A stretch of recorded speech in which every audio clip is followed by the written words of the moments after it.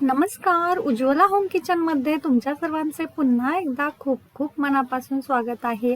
आज आपण अगदी झटपट बनवून तयार होणारे पौष्टिक असे भरपूर साऱ्या भाज्या घातलेले व्हेज हक्का नूडल्स घरच्या घरी कसे बनवायचे हे बघणार आहोत.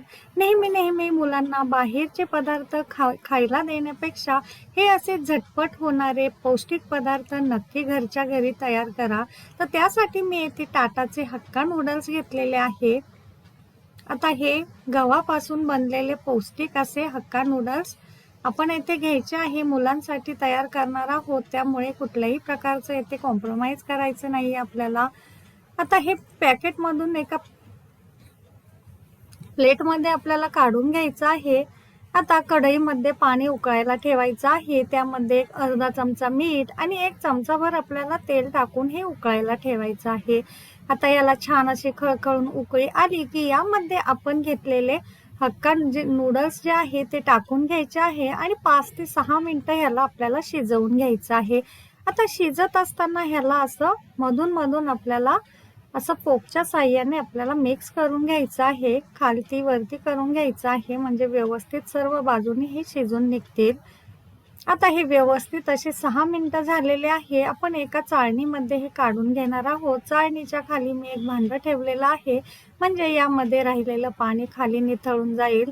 आता यावरती पुन्हा आपल्याला थोडंसं थंड पाणी टाकून घ्यायचं आहे, म्हणजे ह्याचा जो चिकटपणा आहे तो नाहीसा होईल आणि आपण जेव्हा या नूडल्स तयार करू तेव्हा छान अशा मोकळ्या सळसळीत होतील.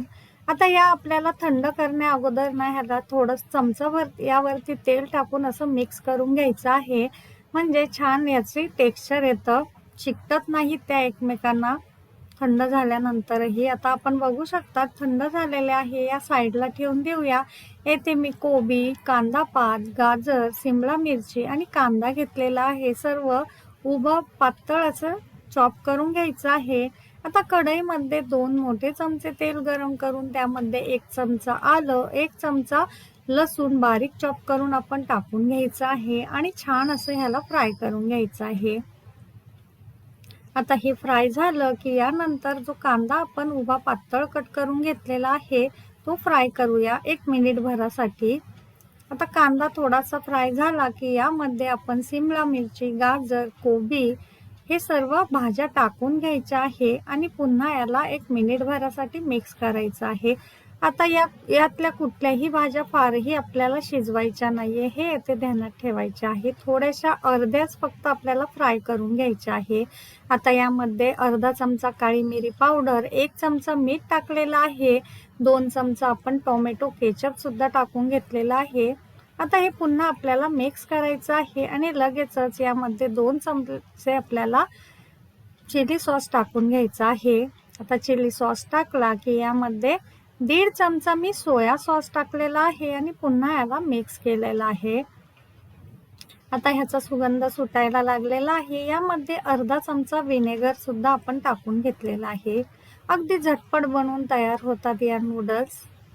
आता सर्व भाज्या आपल्या फ्राय करून झाल्या की थंड झालेल्या ज्या नूडल्स आहेत त्या यामध्ये टाकून मिक्स करायच्या आहे. आता व्यवस्थित याला मिक्स करायचं आहे. मीठही याचं चेक करायचं आहे आणि या मिक्स झाल्या की वरून थोडीशी बारीक चॉप केलेली जी कांदा पात आहे ती आपण यामध्ये टाकून घेणार आहोत. हे बघा, कांदा पातीमुळे अत्यंत छान अशी ह्याची टेस्ट येते. आणि पुन्हा आपण थोडासा बारीक पातळ चॉप केलेला कोबी यावरती टाकून घेतलेला आहे. आता मिक्स करून घ्यायचं आहे आणि तयार झालेले आहे आपल्या झटपट व्हेज टेस्टी अशा हक्का नूडल्स. नेहमी मुलांना बाहेरचे पदार्थ देण्यापेक्षा हे असे घरच्या घरी झटपट होणारे पदार्थ नक्की एकदा करून द्या, म्हणजे मुलंही खुश होतील. हे बघा, आपल्या या झटपट तयार झालेल्या हक्का नूडल्स तयार आहे. तर नक्की ट्राय करा. रेसिपी कशी वाटली कमेंटमध्ये मला नक्की सांगा आणि रेसिपी आवडली असेल तर चॅनलला लाईक, शेअर आणि सबस्क्राईब करा. धन्यवाद.